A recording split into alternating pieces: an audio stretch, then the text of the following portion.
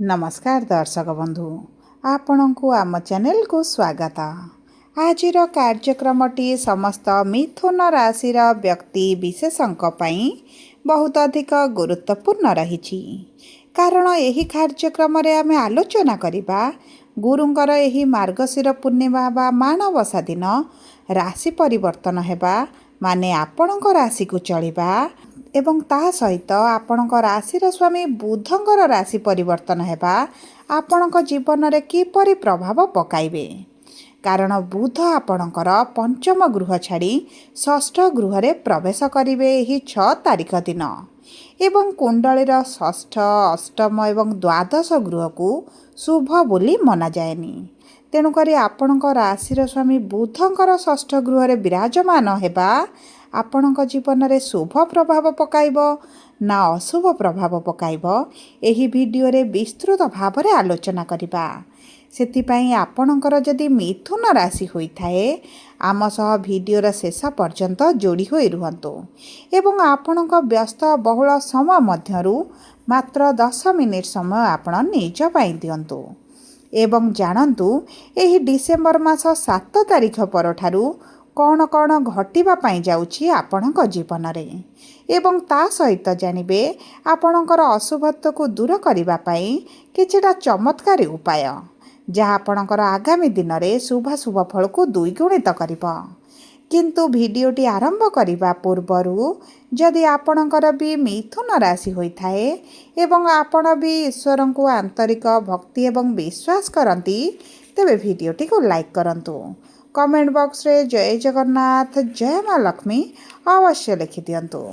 ता सहित आम सह जोगाजोग करबा पई वीडियोर मध्य भाग रे एक व्हाट्सएप नंबर टी दिया जाइछि जो नंबर साहाय्य आपण आम सह जोगाजोग करी निजर नूतन कुंडली प्रस्तुत करि परिबे, कुंडली विश्लेषण कराई परिबे किंबा आपणकर चाकरी विवाह व्यवसाय प्रेम संपर्क शिक्षा स्वास्थ्य को नहीं किछि समस्या रही तार सहजरे एवं स्वल्प मूल्य रे समाधान करि परिबे।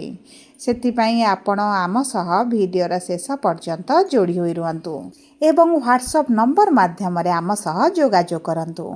एबे आसंतु सर्वप्रथमे जानिबा आपणक कर्म क्षेत्र एही डिसेम्बर मास 7 तारिख ठारू किभଳି रहिबो। देखंतु कर्मर गृहर स्वामी हेउछंती देवगुरु बृहस्पति जी आपणक राशि को एही मार्गशीर पूर्णिमा दिन चलिछंती जहा फल रे आपणकर जीवन रे शुभाशुभ फल द्विगुणित प्राप्त हेबाकु जाउछि। कारण प्रथम गृह रे गुरु विराजमान करी आपणक क्यारियर रे आपणक स्वास्थ्य रे बड़ परिवर्तन आनिबे। जदि आपण नूतन चाकरीर संधान रे अछंती नूतन चाकरी पई परीक्षा देई इंटरव्यू देई बारंबार विफलता देखुचंती निराशता देखुचंती तेबे मध्य आपणकर सही समस्या गुड़िक दूर होई जिवो एवं ता सहित जदि आपण व्यवसाय करूछंती तेबे व्यवसाय मध्य आशा अनुरूपक फल आपणको प्राप्त हेबो। पूर्वर आपणकर जो मांदा परिस्थिति चलीथिला किंबा आपणकर आर्थिक क्षेत्र टिके स्वच्छल नथिला आपणकर इनकम कम हेबा सहित खर्चटी बढ़ी जाइथिला सेही भली परिस्थिति रु आपण बाहर को आसीबे। एवं देखंतु जे मिथुन राशि व्यक्ति मानकर कर्म क्षेत्र रे सैलरी इंक्रीमेंट आपणकर प्रमोशन आपणकर ट्रांसफर किंबा आपणकर किछि नूतन पदवी मिलिबार थिला जदि सेही सब कार्य गुड़िक दीर्घ दिन हला अटकी रही पेंडिंग होई रही सेही सब क्षेत्र रे मध्य आपणको शुभ फल प्राप्ति हेबो एवं आपणको आपणक कर्म क्षेत्र रे सम्मानित मध्य करा जाय पारे। आपणकर कार्य को आपणको प्रशंसित करा जाय पारे एवं उच्च अधिकारी सहित आपणकर कर्म क्षेत्र रे बड़ बड़ लोकंक सहित आपणकर परिचित बढ़िबो आपणक संपर्क वृद्धि पाइबो जो कारणरू आपणक कर्म क्षेत्र आगामी वर्ष मध्य बहुत अधिक शुभदायक रहिबो। एवं ता सहित जो माने पार्टनरशिप व्यवसाय रे टिके मांदा परिस्थिति देखुथिले एबे आपणकर परिस्थिति सुधुरी जिवो। कारण 7 तारिख दिन मंगल आपणकर सप्तम गृह रे विराजमान हेबे एवं सप्तम गृह हेउची आपणक पार्टनरशिप व्यवसाय रो गृह आपणकर डेली इनकम रो मध्य गृह ତେଣୁକରି ଏହି ଦୁଇଟି କ୍ଷେତ୍ରରେ ଆପଣ ନିଶ୍ଚିତ ଭାବରେ ଶୁଭ ପରିବର୍ତ୍ତନ ଦେଖିବେ। ଏବଂ ତା ସହିତ ଯଦି ଆପଣଙ୍କ ସହିତ କିଛି ମିଥ୍ୟା ଆରୋପ ଲାଗିଛି, ଆପଣଙ୍କ ସହିତ କିଛି ଭୁଲ ହେଲା ଭଳି ଆପଣ ଅନୁଭବ କରୁଛନ୍ତି, ସେହି ସବୁ କ୍ଷେତ୍ର ମଧ୍ୟ ଆପଣଙ୍କର ପରିବର୍ତ୍ତନ ହୋଇଯିବ। ଆପଣଙ୍କର କିଛି ଆଶା ଅଭିଳାଷ ମଧ୍ୟ ପୂରଣ ହୋଇପାରେ। ତା ସହିତ ଆପଣଙ୍କର ଭାଗ୍ୟର ଗୃହରେ ରାହୁ ବିରାଜମାନ କରିଛନ୍ତି। ଯଦି ଆପଣଙ୍କ କୁଣ୍ଡଳୀରେ ରାହୁ ଭଲ ସ୍ଥିତିରେ ଅଛନ୍ତି, ତେବେ ଚାଲାକ ଚତୁର ବୁଦ୍ଧିମାନ ହେବା ସହିତ ଆପଣଙ୍କର ଭାଗ୍ୟ ଆପଣଙ୍କୁ ଦୁଇ ପାଦ ଆଗରେ ଚାଲିବ। ଆପଣଙ୍କୁ ଯେଉଁ ସବୁ କାର୍ଯ୍ୟ ଅସମ୍ଭବ ଲାଗୁଥିଲା, ଆପଣଙ୍କୁ ଯେଉଁ ଜିନିଷ ସ୍ୱପ୍ନ ଭଳି ଲାଗୁଥିଲା, ସେହି ସବୁ ଜିନିଷ ପ୍ରାପ୍ତ ହେବା ଆପଣଙ୍କୁ ଆରମ୍ଭ ହୋଇଯିବ। ଏବେ ଆସନ୍ତୁ ଜାଣିବା କିପରି ରହିବ ଆପଣଙ୍କର ଆର୍ଥିକ କ୍ଷେତ୍ର ଏହି 6 ତାରିଖ ପରଠାରୁ। ଦେଖନ୍ତୁ, ଆପଣଙ୍କର ଅର୍ଥର ଗୃହର ସ୍ୱାମୀ ହେଉଛନ୍ତି ଚନ୍ଦ୍ରମା, ଯିଏ 2 ଦିନରେ ଥରେ ଆପଣଙ୍କର ରାଶି ପରିବର୍ତ୍ତନ କରନ୍ତି। 2 ଦିନରେ ଥରେ ରାଶି ପରିବର୍ତ୍ତନ କରନ୍ତି। କିନ୍ତୁ ଆପଣଙ୍କର ଅର୍ଥର ଗୃହକୁ ଯେହେତୁ କୌଣସି ଅଶୁଭ ଗ୍ରହର, ଛାୟା ଗ୍ରହର, ପାପୀ ଗ୍ରହର ଦୃଷ୍ଟି ନାହିଁ, ଆପଣଙ୍କ ଆର୍ଥିକ କ୍ଷେତ୍ରରେ ବିଶେଷ ସମସ୍ୟା ଆପଣ ଦେଖିବେ ନାହିଁ। କିନ୍ତୁ ପୂର୍ବରୁ ଆପଣଙ୍କର ଯେହେତୁ ସମସ୍ୟା ଚାଲିଥିଲା, ସେହି ସବୁ କ୍ଷେତ୍ରରେ ଆପଣ ନିଶ୍ଚିତ ସେହି ସବୁ କ୍ଷେତ୍ରରୁ ଆପଣ ବାହାରକୁ ଆସିବେ। ଏବଂ ଆପଣଙ୍କ ଭୋଗ ବିଳାସ ଐଶ୍ୱର୍ଯ୍ୟର ଗୃହର ସ୍ୱାମୀ ହେଉଛନ୍ତି ବୁଧ, ଯିଏ ଆପଣଙ୍କର ଷଷ୍ଠ ଗୃହକୁ ଏହି 6 ତାରିଖ ଦିନ ପ୍ରବେଶ କରିଛନ୍ତି। ତେଣୁକରି ଆପଣଙ୍କ ସୁଖ ସୁବିଧାରେ କିଛିଟା ହାନି ପହଞ୍ଚିବ। କାରଣ ଆପଣ ନିଜର ଅର୍ଥ ଇନକମ୍ କରିବା ପାଇଁ ଆପଣଙ୍କ କର୍ମକ୍ଷେତ୍ରରେ ବହୁତ ଅଧିକ ସମୟ ଦେବା ଆରମ୍ଭ କରିବେ। ଆପଣଙ୍କ କ୍ୟାରିୟରକୁ ନେଇ ଚିନ୍ତା କରିବା ଆରମ୍ଭ କରିବେ। ଏବଂ ଦେଖନ୍ତୁ, ଯଦି ଆପଣଙ୍କର ଅର୍ଥ କେଉଁଠି ଫସିକି ରହିଛି, ତାହା ଆପଣଙ୍କୁ ପ୍ରାପ୍ତ ହେବ।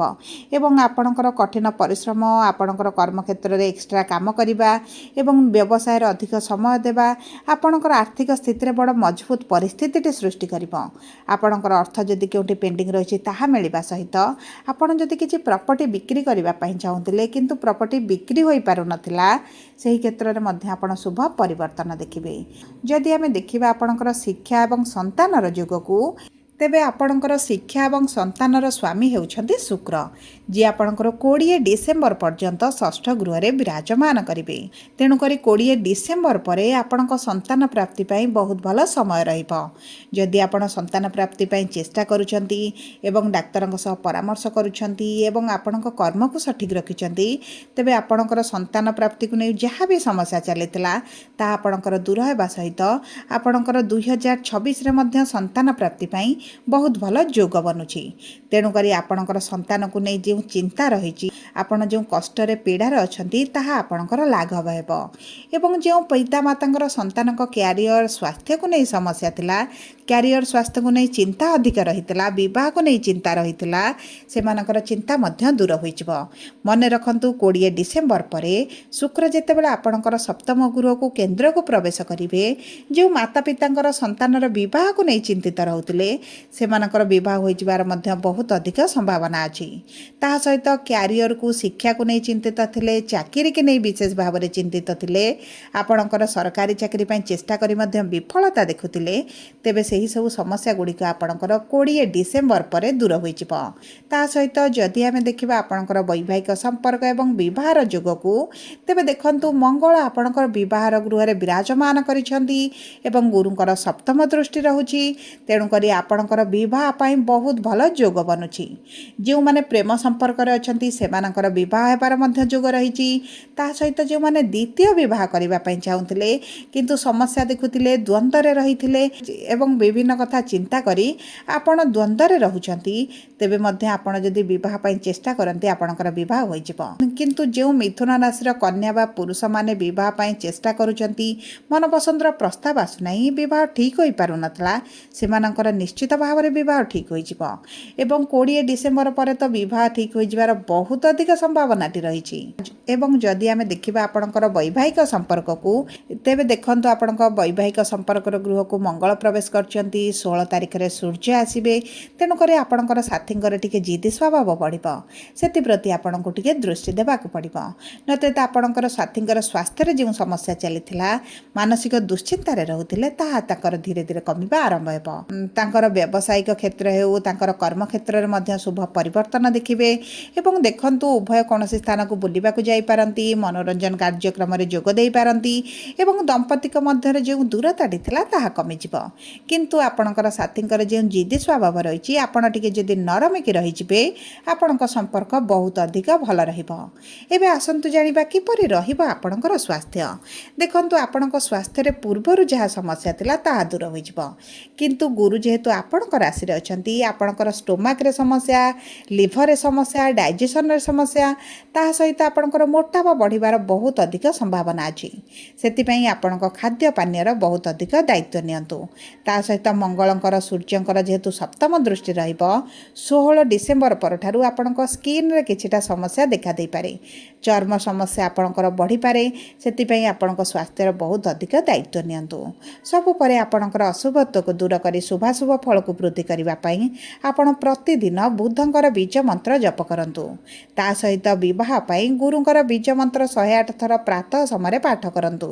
गुरुवार दिन हलदिया वस्त्र परिधान करंतु एवं गाई को आपण चारा खाइबा पई बुधवार दिन रे दियंतु एवं प्रातः समय सूर्य को जल अर्पण करंतु। एहा आपणकर शुभाशुभ फल को द्विगुणित करिबो। जदि आपणकर मिथुन राशि होइथाए वीडियोटी के भले लागिला कमेंट बॉक्स रे लिखि जणांतु। जदि आपणक प्रियजनकर मिथुन राशि होइथाए वीडियोटी तांको सह शेयर करंतु। जदि प्रथम थर आम चैनल को आसिछंती चैनल टी को सब्सक्राइब करंतु। पाखरे थिबा बेल आइकन को प्रेस करंतु। धन्यवाद।